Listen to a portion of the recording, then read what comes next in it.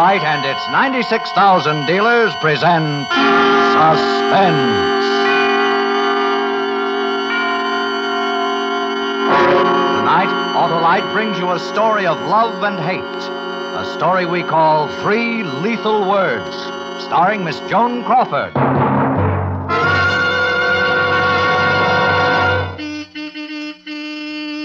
Hello, Mr. Wilcox. Why, it's Oscar Otto, the loquacious limousine. It's me, all right, Harlow. Ready for the good driving days ahead. With an Autolite Stay Full battery, the famous battery that needs water only 3 times a year in normal car use. I wouldn't leave the garage without one. Don't blame you, Oscar. Why, that tried, true, and trusty Autolite Stay Full battery has over 3 times the liquid protection of batteries without Stay Full features. That's why the Autolite Stay Full needs water only 3 times a year in normal car use. And it packs a kick that starts me quick as a flick. And here's another advantage, Oscar. It has fiberglass retaining mats protecting every positive plate to prevent shedding and flaking and keep the power-producing materials in place. That's why the Autolite Stay Full gives longer life, as proved by tests conducted according to accepted life cycle standards. Keep going, Mr. Wilcox. Battery flattery won't hurt that rugged Autolite Stay Full. So, friends, see your neighborhood Autolite battery dealer and ask him for an Autolite Stay Full battery. The battery that needs water only 3 times a year in normal car use.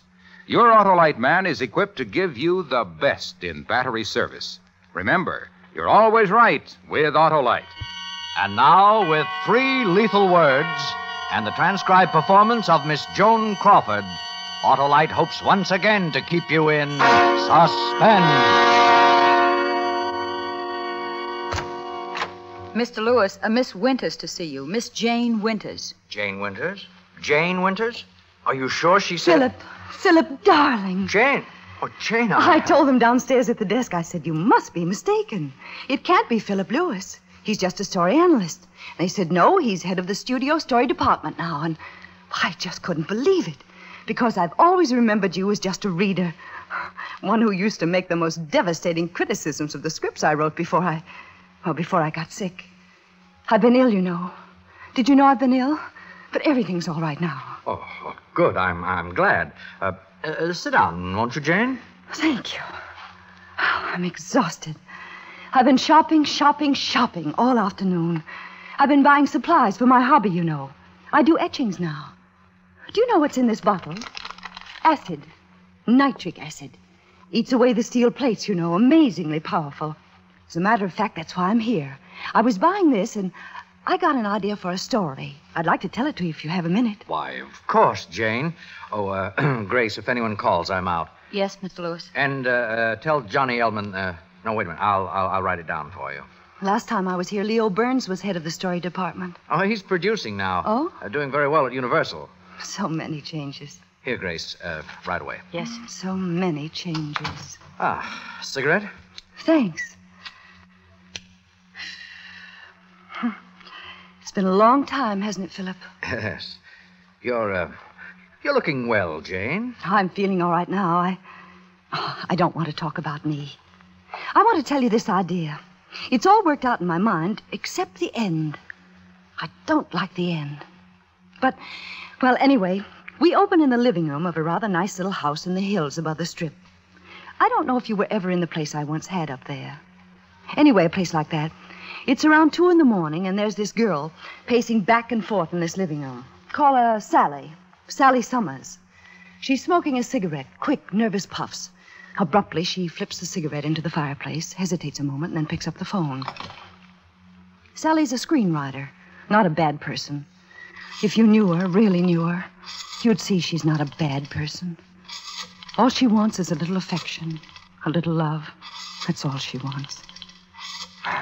She's a screenwriter, and she's 43 years old, and she's married to an actor, and he's 19 years younger than she is.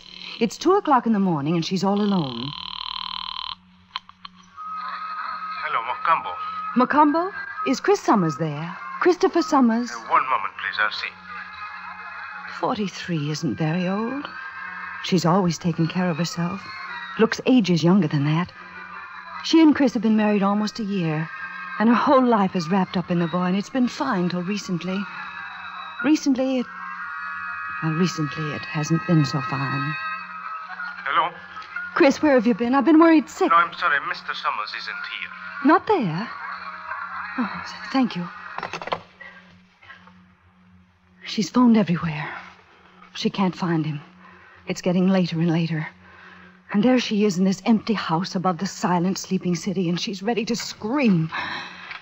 Then she hears his key in the lock. Oh, you still up? Chris, where have you been? I just about decided to call the hospitals and the police. Where have you been? I don't know, here and there. You shouldn't have waited up. But it's almost 3. I thought Oh, I didn't know what to think. I said to myself, was he in an accident at the studio? But I phoned, and they said no, you'd checked out when they finished shooting at 6. And... I've been driving around. I drove out to the beach, and then I went for a walk. Have you eaten, darling? Would you like something to eat? Or maybe a drink? Don't fuss over me, Sally. That's all I ask. Please don't fuss over me like a mother hen. I like to fuss over you.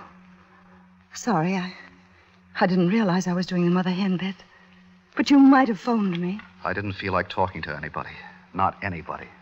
Chris, what happened at the studio today? What difference does it make? Tell me. You're letting it all out on me, and it's not fair. I have a right to be told. All right, I'll tell you.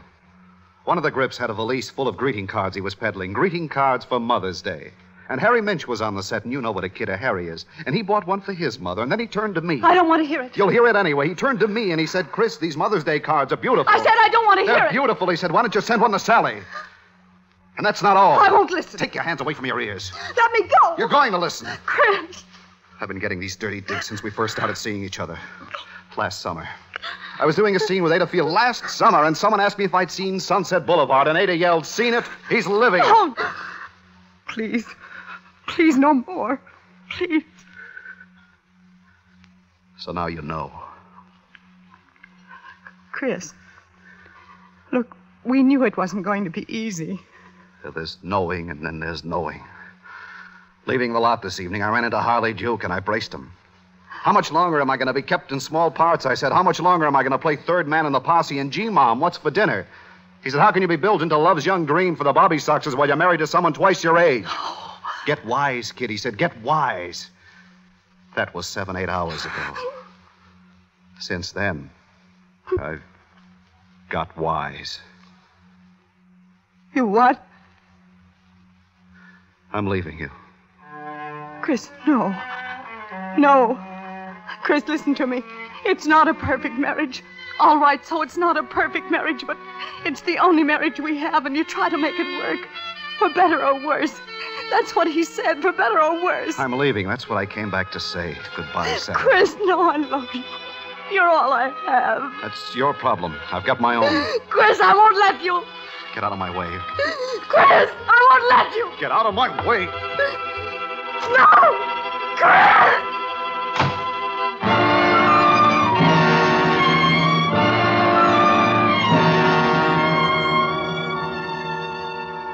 Ever play with the kaleidoscope when you were a kid, Philip? Little doohickey filled with colored beads and stones. You put it to your eye, and you see a wonderful pattern. You turn it a bit, and you see a new pattern. Same stones, same beads. But now they make a new pattern. Love changes to hate just like that. Sally looks about the room after Chris leaves. Her gaze falls upon a little ceramic dog he bought for her on their honeymoon in Mexico. And suddenly, she seizes it. And the lamps they bought at auction, at antique shops, one by one, and the coffee table, the hutch table, the easy chair, the love seats, all the books on the shelf, ashtrays, pictures on the walls.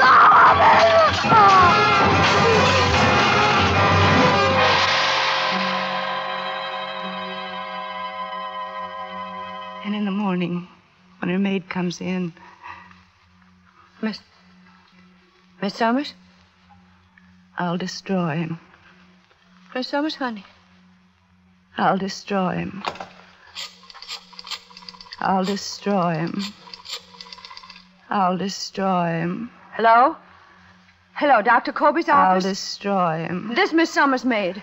Let me speak to the doctor. I'll destroy him. That's all she says for a long time to come. Just those 3 words. Maybe that ought to be the title. 3 Lethal Words. A pun, you know. Now, the next part of the story is confused to me. It's not clear in my mind at all. There are doctors in it and people whispering to each other and looking at Sally, and a long automobile ride ending at a gate. She's taken to an asylum, a large, sprawling place like a country club with guards. And they start to put her together again. They're very kind and patient and good at their jobs. And they put all the pieces in place. All except one. She hides that one from them because there's something she has to do. One night, while playing canasta with one of the nurses in her room, she starts to do it. Care to play another hand, Sally? Isn't it time for you to go off duty? Oh, it's another half hour. Deal. Okay. Going to town? Mm-hmm. Got a date? Uh-huh. Square dance. Got a new dress I'm going to wear. Nice. Oh, I'd show it to you, but it's my valise. My valise is in the car. Change at your sister's house, huh? Uh-huh. 15. Where are you going? To get a hanky. Oh. They're very careful at the asylum. There's nothing you can use as a weapon. But the bureau in your room has 3 drawers, and you pull out one of the drawers all the way and raise it above your head and get behind the nurse while her back is turned and she's looking at the cards.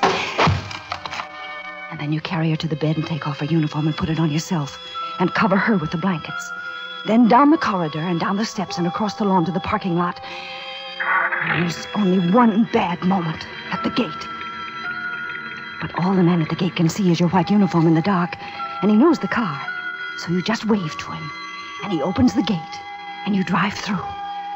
And once through, you step on the gas, and you're free. Free! Jane. What? Sit down, Jane. I got carried away. Where was I? Sally was driving away from the asylum. Have a cigarette. She's driving? Oh, yes. As she drives through the darkness toward Hollywood, she's filled with a terrible eagerness. You see, she knows exactly what she's going to do. She's not going to kill Chris. Oh, no. No, that's too good for him. He's got to be destroyed.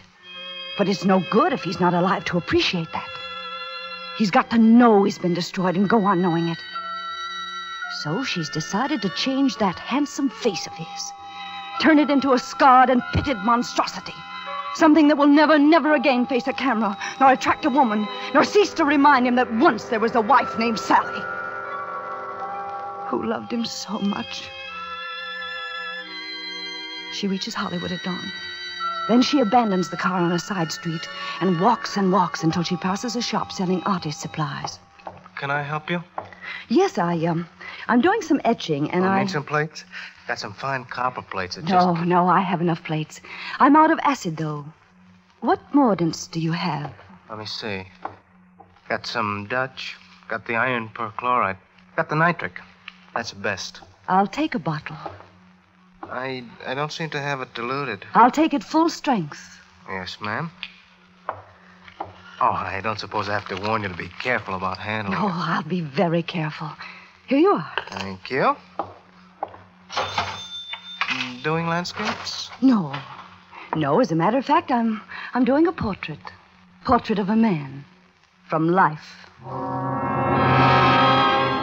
And there she was, out in the street with a bottle in her hand. A bottle just like this one, Philip. She's been a writer, and she's known the joy of creation. But it can't compare to the exaltation she feels now. Now, as she goes forth to experience the joy of destruction. I'll destroy him, she says.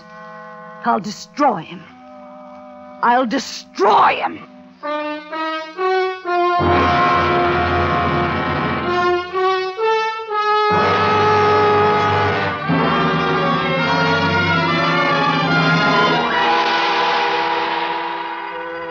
Autolite is bringing you Miss Joan Crawford in 3 Lethal Words. Tonight's production in radio's outstanding theater of thrills, Suspense.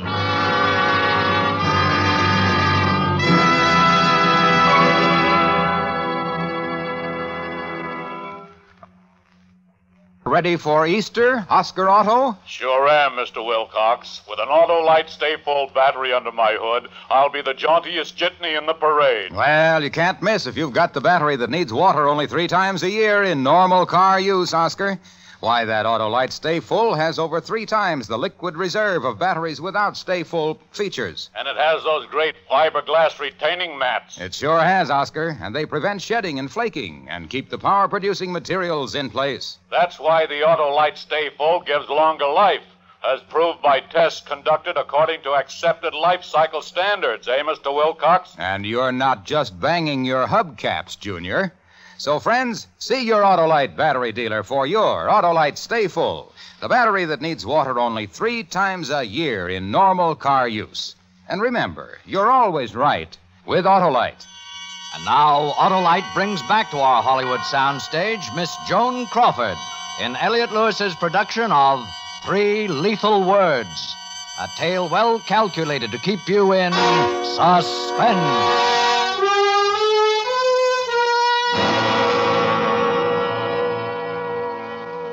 Sitting here talking to you. It's like old times, isn't it, Chris? Philip. What? You just called me Chris, the name of the young actor in your story. You called me Chris instead of Philip. Philip? Oh, yes, it's Philip, isn't it? For a moment, Jane, why don't you put the bottle down on the desk? Why? Well, just put it down on the desk, huh? Why should I? Well, you might accidentally spill some, gesturing with it in your hand, and it does contain a powerful acid. Don't you think I know that? Do you think I'm irresponsible or something? Oh, no, of course I don't not. think I care for your attitude, my young friend. What makes you think I can be spoken to like that? What makes you think you can treat me like this, Chris? What makes you think you can get away with it? You listen to me, Chris. Philip, Jane, not Chris. Philip.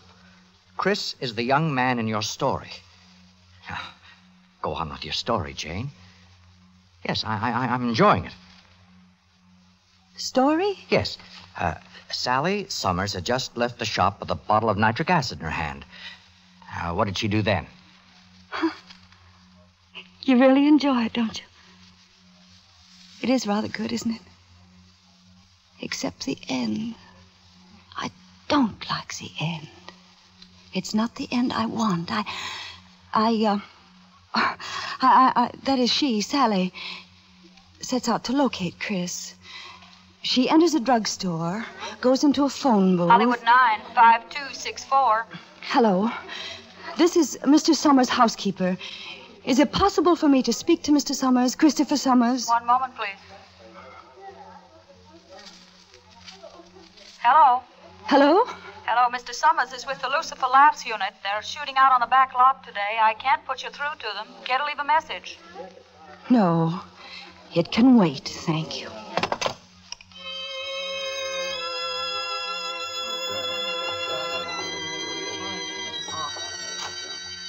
Sure you don't want to come in for a drink, huh? Oh, no, I want to shower first. Chris, is there any word on her? No. Not worried, are you? Not for myself, no. Well, you don't have to worry about me. Chris. Now go shower. I'll pick you up for dinner. Where are we going tonight? Well, Zelda and Charlie expect us at their place.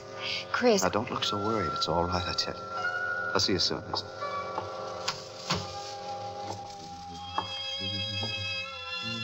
Hello, Chris. Sally. Long time no see. Well, Sally, Sit down, Chris. Sit down. Well, how are you, Sally? I want to look at you. I'd almost forgotten how good-looking you are. You really are, you know. How's the career? The career, how goes it? Oh, all right, I guess. Sally... Are they starring you? Beginning with this one. Sally... Good. Are you happy? No more dirty digs? I'm happy, I guess. This the picture of the lucky girl? She's lovely. So young. I'm very pleased, Chris. This is just the way I wanted you for the moment. Successful, happy, in love. Sally, I want you to know I never meant to play the heavy in your life. I know. Don't think I never felt badly about everything. I know. Words aren't much good, but I want you to know I didn't mean for you to be hurt. I know. And if there's anything I can do for you... There's one thing you can do for me. Just name it. Look at me. Take a good, long look at my face. Why? Because I want it to be the last thing you're ever going to see!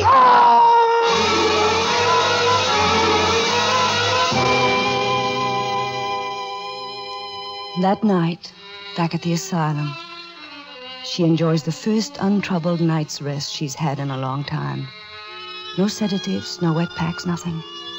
She just sleeps. And after that, she gives them the part of herself that she's kept hidden. And now they have a real chance to make her whole and well again. But it takes time. 2 years, 3 years, 4. And one day they tell her she's as well as they can possibly make her and fit to leave. If she avoids strain, avoids shocks, remembers all that she has learned about herself, there's no reason why she cannot go out and make a place for herself in the outside world. One evening, shortly after they tell her that, she finds herself in the reception office, valise packed, waiting for the car that will take her away. Her doctor is with her, saying goodbye, and there's a small radio in one corner playing a waltz. Write to me occasionally. I want to hear from you. I'll keep in touch. And if you ever wish to see me... I won't hesitate. I think I hear your car coming now. Yes. Goodbye, Sally. Goodbye, Doctor. Break any rules if I kiss you? After this long a friendship, don't be silly. Thank you. Now, the moment for which you have all been waiting. The announcement of the winner of this year's Blaisdell Prize. Any chance of your ever winning the Blaisdell Prize? I've been planning to write the great American novel for some time. And so, without further ado, our guest of honor and the recipient of this year's Blaisdell Prize for the best American novel. Ready, Sally. Wait a minute. I just want to hear this. Ladies and gentlemen, I take great pride in introducing to you Mr. Christopher Summers. Sally. Thank you. The pathway leading to the literary life is a rocky one, and in my own case, a sunless one. And were it not for my Lisa and her helping hand, I doubt that I should ever have found it.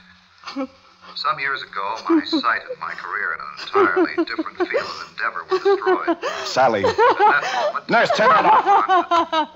Sally. Sally, listen to me. Sally. Sally.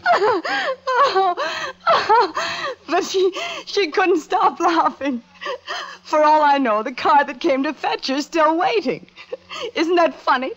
Isn't that the funniest thing you've ever heard?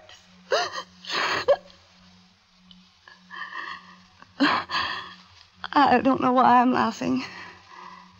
Because it's really sad in a way. Really awfully sad in a way. Sit down, Chris. Sit down. Not Chris, Jane. Philip. Philip. I want to look at you. I'd almost forgotten how good-looking you are. You really are, you know.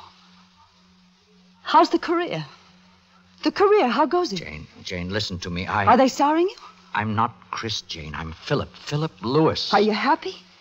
No more dirty digs? Jane, I want you to listen to me. Listen to me very carefully. This the picture of the lucky girl? She's lovely. So young. I'm very pleased, Chris. It's just the way I wanted you for this moment. Successful, happy, in love. Jane, sit down. You're not well, Jane. Do you understand what I'm saying? I know. You sure you understand?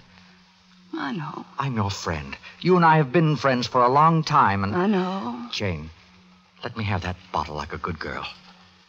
There's one thing you can do for me. Jane, the bottle. Let me have it. Jane, don't open it. Look at me. Take a good, long look at my face. Jane. Because I want it to be the last thing I'll take that, Jane. Hmm? Thank you. Now give me the cap.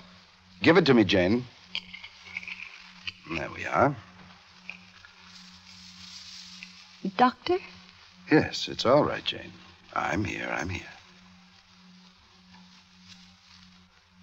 Nobody loves me. That's all right, Jane. Nobody.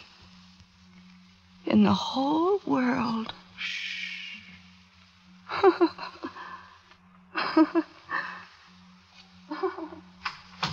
Are you all right? I think so. I'm sorry about this. It's the second time in 6 years you slipped away. Mind if I sit down? I expect you're going into shock. Do you feel cold? She wanted to sell me a story. Yes, I know. She writes it down over and over again. Paints it when we give her paints. Why did she come to you? Any idea? Yes, I knew her in the old days. Oh? Are you a writer, too? No, I'm head of the story department here. Find stories to make into movies, you know. Oh, well, that must be very interesting work. It has its moments.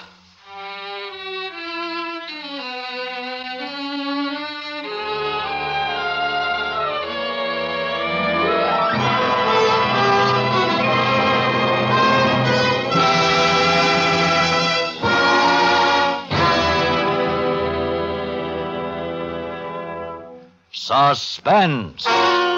Presented by Autolite. Tonight's star, Miss Joan Crawford. If all the cars could talk like me, we'd all run really right. 'Cause the request of every car would be, give me Autolite. And they couldn't ask for better, Oscar Auto, because Autolite makes over 400 fine products for cars, trucks, planes, and boats in 28 plants from coast to coast. These include complete ignition systems used as original factory equipment on many leading makes of our finest cars. Generators, coils, distributors, electric windshield wipers, voltage regulators, wire and cable, starting motors, and many more.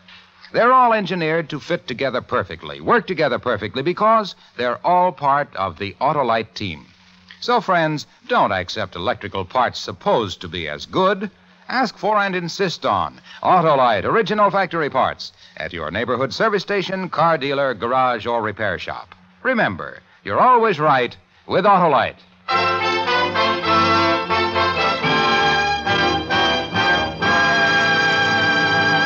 Next week on Suspense, our star will be Mr. Jack Carson in Death Pitch. And on April 5th, you will hear in his first appearance on this program, and only dramatic appearance of the season, America's favorite comedian, Mr. Jack Benny.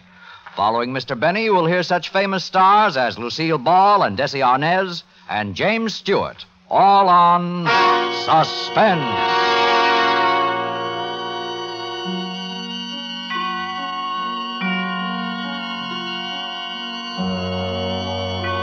Suspense is produced and directed by Elliott Lewis, with music composed by Lucien Moraweck and conducted by Lud Gluskin. 3 Lethal Words was adapted for Suspense by Walter Newman from a story by Charles Bean.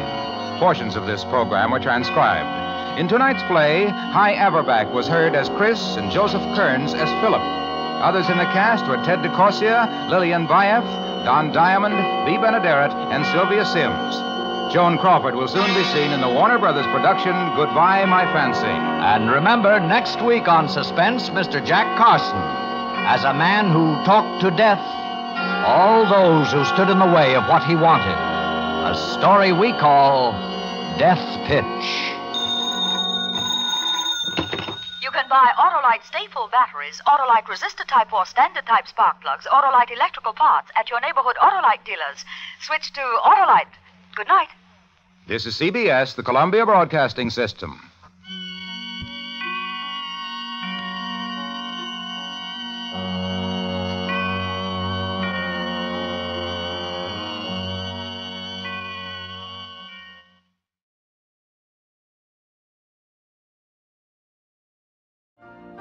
You've been listening to the OTR Gold Network. Find more classic radio at otrgold.com.